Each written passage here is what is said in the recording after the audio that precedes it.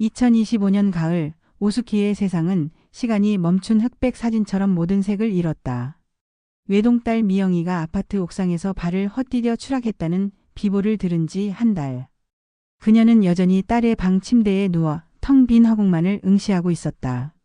밥알을 씹는 것은 돌멩이를 삼키는 것 같았고 잠을 자는 것은 까마득한 절벽 아래로 떨어지는 악몽의 연속이었다. 평생을 시장에서 억척스럽게 장사하며 금지옥렵 키운 딸이었다. 그런 딸이 한 줌의 재가 되어 돌아온 현실을 그녀는 도저히 받아들일 수 없었다. 딸의 장례식장은 사위 강지훈이 아니었다면 제대로 치르지도 못했을 것이다. 너 나간 유령처럼 앉아있는 수키를 대신해 그는 핏기 하나 없는 얼굴로 조문객을 맞고 모든 장례 절차를 묵묵히 처리했다. 친척들은 모두 저런 사위가 세상에 어디 있나.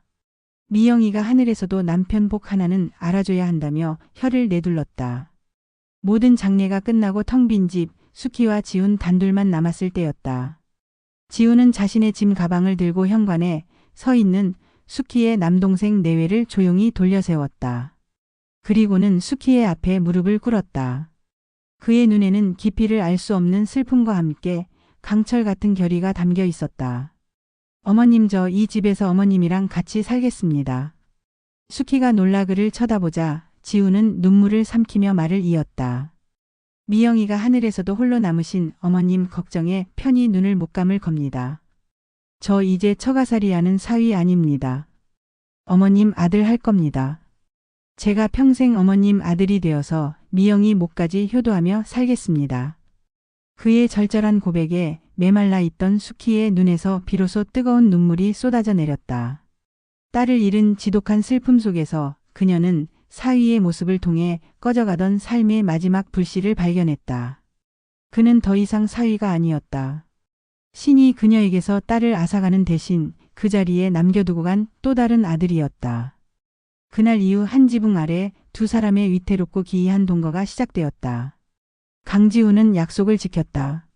그는 자신의 오피스텔을 처분하고 다니던 번듯한 직장에 사표까지 내던지며 오직 장모 수키를 돌보는 데에만 전념했다. 그의 하루는 수키의 혈압을 재는 것으로 시작해 그녀가 좋아하는 음식을 만들고 함께 동네를 산책하고 잠자리를 봐드리는 것으로 끝이 났다. 그는 딸인 미영보다 더 살뜰하고 자상했다. 수키가 입맛이 없다며 숟가락을 놓으면 미영이가 어머님 이러시는 거 보면 하늘에서 속상해할 겁니다. 한 숟갈만 더 드세요. 라며 그녀의 어린 시절 이야기를 들려주며 밥을 먹였다. 그의 정성에 수키는 조금씩 기력을 차려갔다. 죽은 듯 누워만 있던 그녀가 거실 소파에 앉아 텔레비전을 보기 시작했고 이따금 희미한 미소를 짓기도 했다. 그러던 어느 날 저녁 수키는 온종일 굳어있던 몸이 뻐근하다며 어깨를 주물렀다. 그 모습을 본 지훈이 조심스럽게 다가왔다. 어머님, 제가 좀 주물러 드릴까요? 미영이가 항상 제 손이 약손이라고 했습니다. 그는 아내와의 추억을 이야기하며 자연스럽게 수키의 등 뒤로 다가왔다. 수키는 순간 어색함을 느꼈지만 그의 선의를 차마 거절할 수 없었다. 지훈의 손길은 생각보다 시원하고 능숙했다.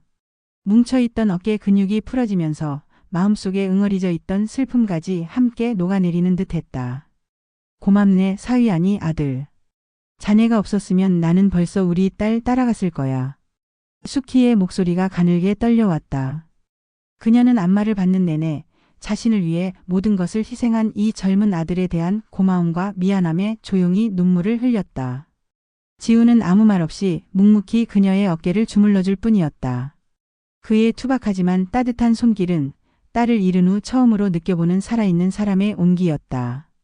그날 밤 수키는 오랜만에 악몽을 꾸지 않고 깊은 잠에 들었다. 그녀는 이 낯선 위로가 앞으로 다가올 끔찍한 공포의 서막이라는 것을 꿈에도 알지 못한 채 지훈의 안마는 그날 이후 매일 밤 잠자리에 들기 전에 의식처럼 굳어졌다. 처음 며칠간 수키는 그의 따뜻한 손길에 의지해 고단한 하루를 마무리했다. 하지만 일주일이 지날 무렵부터 그녀는 설명할 수 없는 위화감을 느끼기 시작했다. 그의 손길이 미묘하게 달라져 있었다.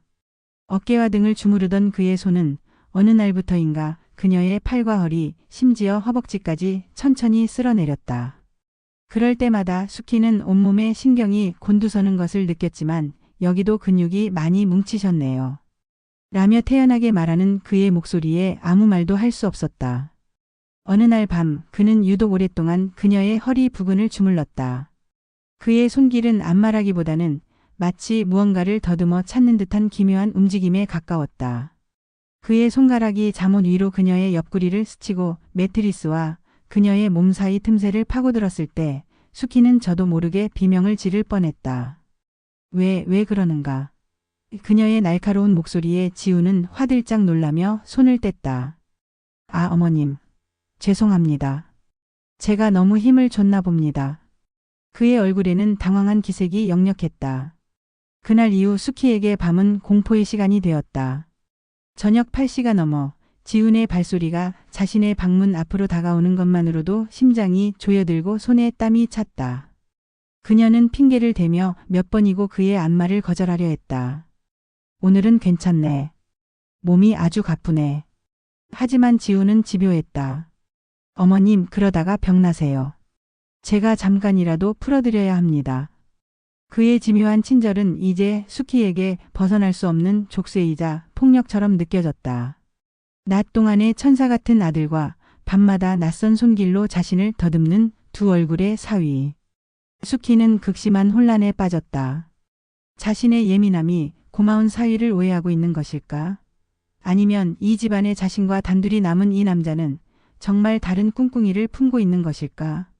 그녀는 누구에게도 말하지 못할 비밀을 안고 매일 밤 잠이 든 척 연기하며 사위의 서늘한 손길이 자신의 몸 위를 배회하는 것을 공포 속에서 견뎌내야만 했다. 강지훈의 밤마다 계속되는 방문은 오수키의 영혼을 서서히 갉아먹었다. 그녀는 이제 자신의 집이 더 이상 안전한 안식처가 아닌 보이지 않는 감옥처럼 느껴졌다. 해가 지고 어둠이 내리기 시작하면 그녀는 마치 사형수의 심정으로 시계만 쳐다보았다.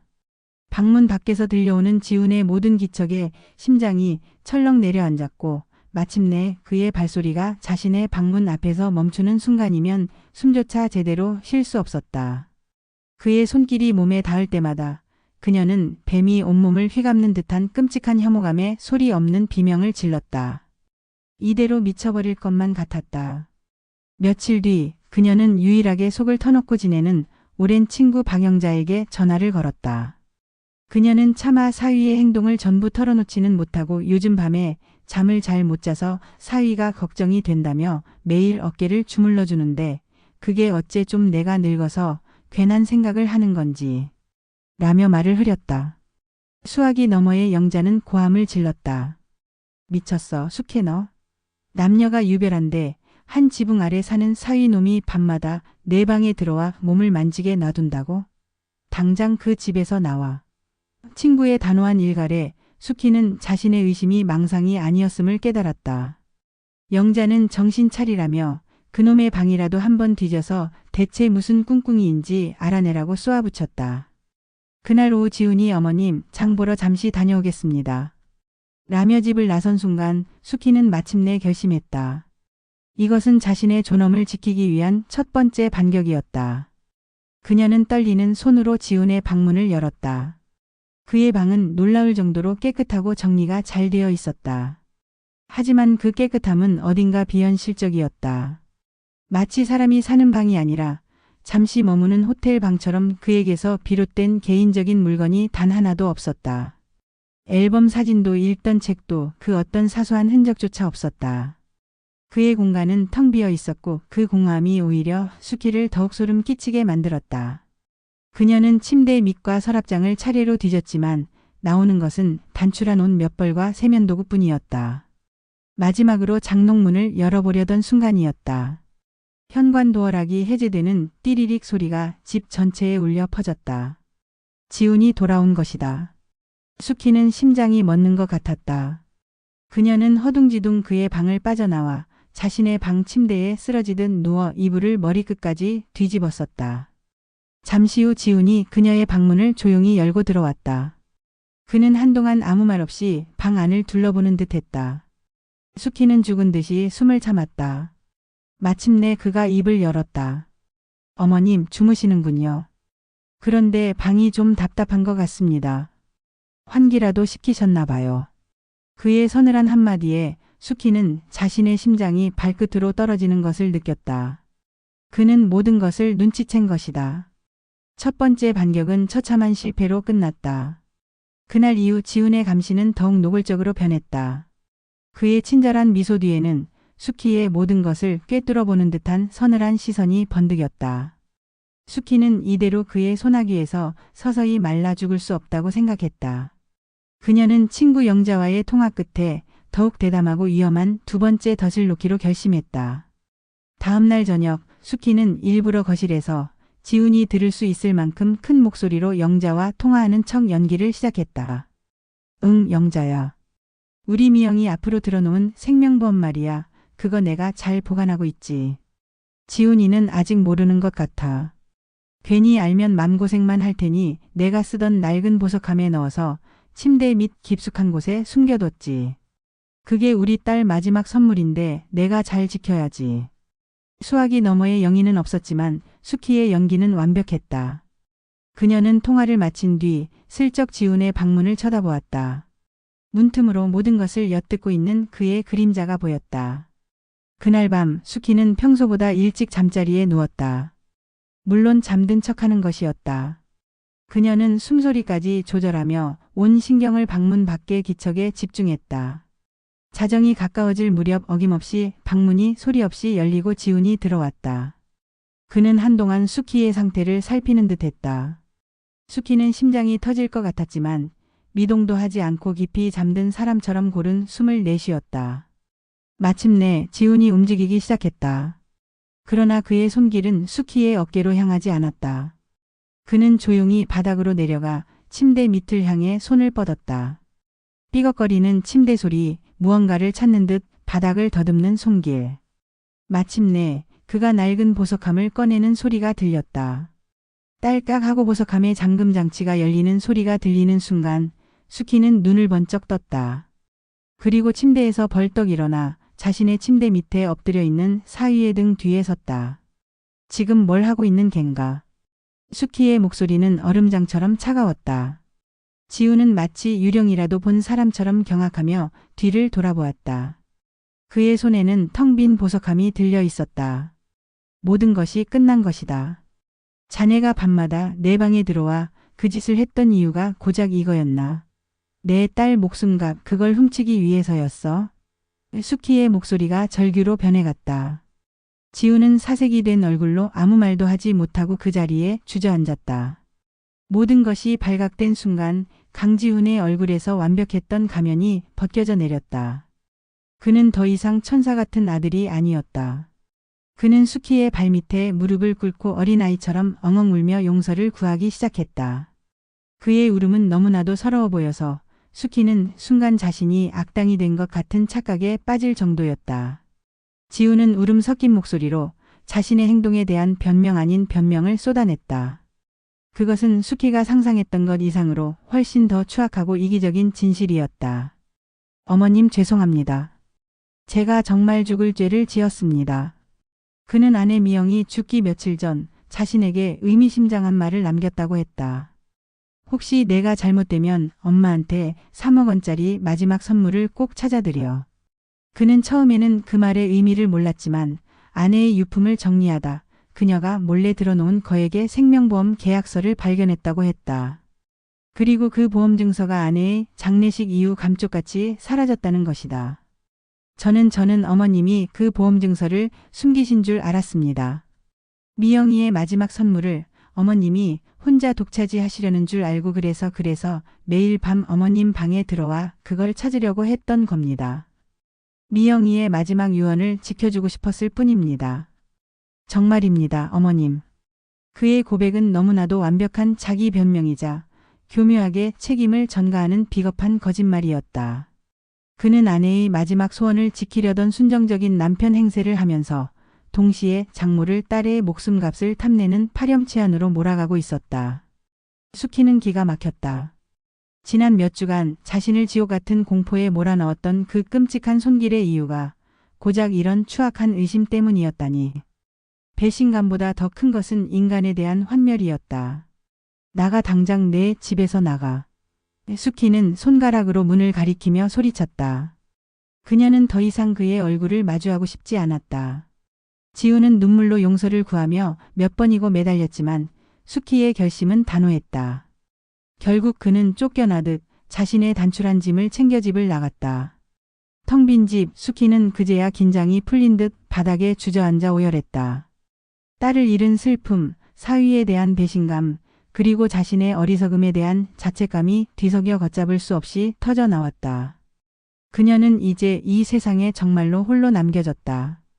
분노와 슬픔에 몸을 떨던 그녀는 딸의 방으로 향했다. 이 모든 비극의 시작이었던 딸의 흔적을 자신의 손으로 모두 치워버리고 싶었다. 그녀는 미친 사람처럼 딸의 옷가지를 꺼내고 책들을 상자에 담기 시작했다. 그러다 딸이 평소 아끼던 커다란 곰인형을 집어든 순간 그녀는 손끝에서 느껴지는 이물감에 동작을 멈췄다. 인형의 배 부분이 유독 딱딱하고 부자연스러웠다. 그녀는 홀린 듯 가위를 가져와 인형의 배를 가르기 시작했다. 그 안에서 나온 것은 그녀의 남은 인생을 송두리째 뒤바꿔 놓을 또 다른 진실의 조각이었다. 강지훈이 집을 나간 후 오수키는 무너진 제방처럼 오열했다. 딸을 잃은 슬픔, 믿었던 사위에 대한 배신감, 자신의 어리석음에 대한 자책감이 뒤섞여 그녀의 속을 헤집었다. 그녀는 이 모든 비극의 근원인 딸의 흔적을 제 손으로 없애버려야겠다고 결심했다. 그녀는 딸의 방으로 들어가 마치 원수처럼 딸의 옷가지를 내던지고 책들을 상자에 쑤셔 넣기 시작했다. 그러다 딸이 생전 애지중지하며 잠잘 때도 품에 안고 자던 커다란 곰인형을 집어든 순간 그녀의 손끝에서 딱딱하고 이질적인 감촉이 느껴졌다. 단순한 손뭉치가 아니었다. 인형의 배 깊숙한 곳에 무언가 단단한 물체가 들어 있었다. 그녀는 홀린 듯 서랍에서 가위를 꺼내 인형의 배를 갈랐다. 손뭉치들 사이로 모습을 드러낸 것은 낡은 천에 여러 겹 쌓인 작은 스마트폰 하나였다. 딸 미영이가 결혼 전부터 쓰다가 최신 폰으로 바꾼 뒤 서랍에 넣어두었던 구형 폰이었다. 이걸 왜 인형 속에? 불길한 예감에 휩싸인 수키는 떨리는 손으로 충전기를 찾아 폰에 꽂았다. 몇 분 뒤 희미한 불빛과 함께 전원이 켜졌다. 잠금 화면에는 딸과 지훈이 환하게 웃고 있는 사진이 걸려 있었다. 비밀번호는 수키 자신의 생일이었다. 바탕화면에는 단 하나의 폴더만이 덩그러니 존재했다. 엄마가 꼭 봐야 해. 수키는 마른 침을 삼키며 폴더를 열었다. 그 안에는 수십 개의 동영상 파일이 날짜 순으로 저장되어 있었다. 첫 번째 영상 속 딸 미영은 평소처럼 밝고 쾌활한 모습이었다. 하지만 영상을 넘길수록 딸의 얼굴은 눈에 띄게 수척해지고 창백해져 갔다. 낯선 병원복을 입고 있는 영상도 있었다. 그리고 마침내 마지막 영상. 딸이 죽기 바로 전날 밤에 찍은 것이었다. 화면 속 미영은 금방이라도 부서질 것처럼 위태로워 보였다. 그녀는 억지로 미소를 지으며 눈물을 참으며 자신의 마지막 비밀을 털어놓기 시작했다. 엄마, 이 영상을 볼 때쯤이면 난 아마 엄마 곁에 없겠지. 미안해 엄마. 사실 나 암말기래. 길어야 3개월이래.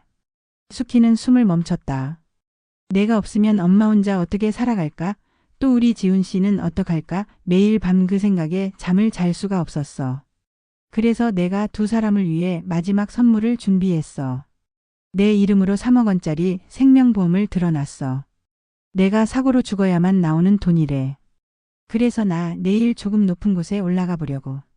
발을 헛디딘 것처럼. 화면 속 딸은 오열하고 있었다. 엄마, 지훈 씨 두 사람이라도 꼭 행복해야 해. 나 때문에 너무 슬퍼하지 말고 이게 내가 엄마랑 지훈 씨한테 주는 마지막 선물이야. 사랑해, 정말 많이. 영상은 딸의 마지막 울음소리와 함께 암전되었다. 수키는 스마트폰을 손에 쥔 채 소리 없는 비명을 지르며 그 자리에 무너져 내렸다. 이것은 단순한 죽음이 아니었다. 남겨진 이들을 위한 한 딸의 지독하고도 슬픈 마지막 사랑이었다. 딸이 남긴 진실은 너무나도 잔인했다. 오수키는 며칠을 알아누웠다. 딸을 잃은 슬픔보다 딸이 그 끔찍한 고통과 비밀을 홀로 감당한 채 마지막 순간을 준비했다는 사실이 그녀의 심장을 갈갈이 찢어 놓았다. 그녀는 영상을 보고 또 보았다. 딸의 슬픈 얼굴 위로 지난 몇 주간 자신을 공포에 떨게 했던 사위 강지훈의 얼굴이 겹쳐졌다. 보험증서 그가 찾던 것은 바로 이것이었구나. 그 순간 수키의 머릿속에서 모든 것이 재구성되기 시작했다. 지훈이 밤마다 자신의 방에 들어와 했던 기이한 행동들. 그것은 결코 성적인 욕망이나 탐욕스러운 도둑질이 아니었다. 아내가 남긴 마지막 말, 엄마에게 남긴 마지막 선물을 찾아달라는 그 알 수 없는 유언의 실체를 찾기 위한 한 남편의 처절한 몸부림이었다. 그의 손길이 자신의 몸을 더듬었던 것이 아니라 아내가 무언가를 숨겼을지도 모를 침대와 이불 그리고 잠옷을 필사적으로 수색했던 것이다. 수키는 자신의 어리석은 오해에 얼굴이 불타는 듯 화끈거렸다. 자신을 변태나 도둑으로 의심하는 장모의 냉대 속에서 그가 느꼈을 절망과 슬픔이 파도처럼 밀려왔다. 그 역시 자신만큼이나 아니 어쩌면 자신보다 더 깊은 지옥 속에서 허우적거리고 있었던 것이다. 수키는 친구 영자에게 모든 사실을 털어놓았다. 이야기를 들은 영자는 한동안 말을 잇지 못하다 깊은 한숨을 내쉬었다. 세상에 그런 기가 막힌 사연이 그래서 이제 어쩔 셈이야. 강서방한테 이 사실을 다 말해줘야지. 둘이 같이 보험금이라도 받아서 수키는 고개를 저었다. 아니 이건 우리 딸 목숨값이야. 그 돈을 어떻게 써? 그리고 만약 보험사에서 미영이가 자살한 걸 알게 되면 보험금은 한 푼도 못 받게 될 거야. 그럼 우리 딸은 정말 개죽음이 되는 거라고. 수키의 눈에 다시 결의가 차올랐다. 딸의 마지막 소원, 그녀의 지독한 사랑이 남긴 선물을 지키기 위해서라도 그녀는 이 진실을 영원히 묻어야 했다. 그리고 그 비밀을 함께 짊어지고 갈 사람은 이제 세상에 단 한 사람밖에 남아있지 않았다. 그녀는 강지훈을 찾아야만 했다. 그에게 모든 것을 설명하고 용서를 구하고 그리고 이 끔찍한 비밀의 공범자가 되어달라고 부탁해야만 했다. 오수기는 수소문 끝에 강지훈이 머무는 허름한 여관을 찾아냈지만 그는 이미 자취를 감춘 후였다. 그가 갈 만한 곳을 미친 듯이 떠올리던 그녀의 뇌리에 한 장소가 스쳐 지나갔다. 딸 미영의 유골이 안치된 시 외곽의 작은 납골당. 그녀는 택시를 잡아타고 한달음에 그곳으로 달려갔다. 예상대로였다. 지우는 아내의 작은 유골함 사진 앞에 멍하니 주저앉아 있었다. 그의 등은 세상의 모든 슬픔을 짊어진 듯 위태롭게 굽어 있었다. 수키가 다가가자 지우는 화들짝 놀라며 일어섰다. 그의 얼굴에는 원망과 그리움, 미안함이 뒤섞여 있었다. 어머님 여긴 어쩐 일로? 수키는 아무 말 없이 딸의 구형 스마트폰을 그의 손에 쥐어주었다. 그리고 마지막 영상을 재생시켰다. 지우는 떨리는 눈으로 화면 속 아내의 얼굴을 마주했다. 아내가 자신의 병을 고백하고 마지막 선물을 준비했다는 말을 하는 순간 그의 온몸이 경련하듯 떨리기 시작했다. 영상이 끝나고 그는 유골함을 부서져라 끌어안고 아이처럼 목 놓아 울었다. 자신을 의심하고 원망했던 장모도 그토록 찾아 헤맸던 돈도 이제는 아무 상관없었다. 그는 오직 사랑하는 아내가 그 차갑고 외로운 길을 홀로 걸어갔다는 사실에 심장이 갈갈이 찢겨나가는 고통을 느낄 뿐이었다. 한참을 울던 지훈이 고개를 들었을 때 수키는 그의 곁에 조용히 앉아 함께 눈물을 흘리고 있었다. 미안하네 정말 미안하네. 강서방 이 늙은이가 아무것도 모르고 자네 마음을 후벼 팠어. 수키의 사과에 지훈은 고개를 저었다. 아닙니다. 어머님 제가 더 일찍 알아채지 못해서 미영이를 그렇게 외롭게 만들어서 제가 죄인입니다. 두 사람은 한참 동안 서로를 부둥켜 안고 딸과 아내를 잃은 슬픔을 함께 나누었다. 의심과 오해의 벽이 허물어진 자리에 비로소 진정한 가족의 연대가 싹트고 있었다. 그날 이후 두 사람은 딸 미영이가 남긴 마지막 비밀을 함께 지켜나가기로 약속했다. 그녀의 죽음은 영원히 비극적인 사고여야만 했다. 며칠 뒤 지우는 보험사로부터 3억 원의 보험금을 수령했다. 그는 그 돈을 고스란히 수키에게 내밀었지만 수키는 그 돈을 받지 않았다. 대신 두 사람은 그 돈으로 미영의 이름을 딴 작은 장학재단을 만들기로 했다. 비극적인 사고로 부모를 잃은 아이들을 돕는 재단이었다. 두 사람은 이제 더 이상 서로를 의심하거나 원망하지 않았다.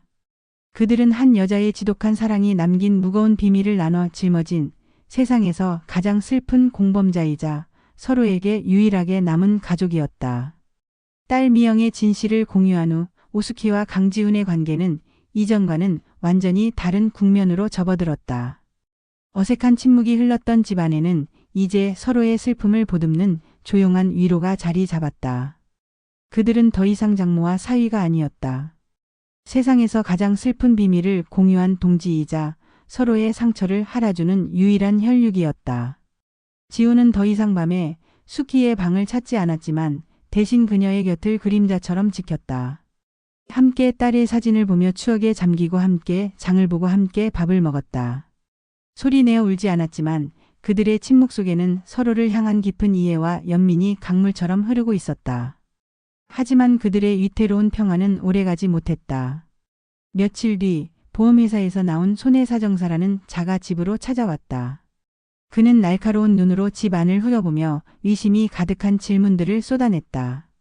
고 김미영 씨가 평소 우울증을 앓지는 않았습니까? 최근 금전적으로 어려운 문제는 없었고요. 사고 당일 혹시 평소와 다른 점은 없었는지요? 그의 모든 질문은 딸의 죽음을 자살로 몰아가기 위한 날카로운 칼날과도 같았다. 수키는 딸의 마지막 소원을 지켜야 한다는 생각에 떨리는 목소리로 우리 딸은 절대 그럴 아이가 아닙니다. 그냥 발을 헛디딘 사고였어요. 라고 간신히 대답했다. 그녀의 손이 가늘게 떨리는 것을 본 손해사정사의 눈이 번뜩였다. 그때 밖에서 돌아온 지훈이 그 광경을 목격했다. 그는 곧바로 상황을 파악하고 수키의 앞을 막아서며 단호하게 말했다. 제 아내는 누구보다 삶의 의지가 강했던 사람입니다. 더 이상 고인을 모욕하는 질문은 삼가주시죠. 그는 이성과 감정을 오가는 능숙한 화법으로 손해사정사를 압박했다. 그는 아내와 장모를 잃은 슬픔에 잠긴 비극적인 남편이자 동시에 한치의 의혹도 용납하지 않는 냉철한 유가족이었다.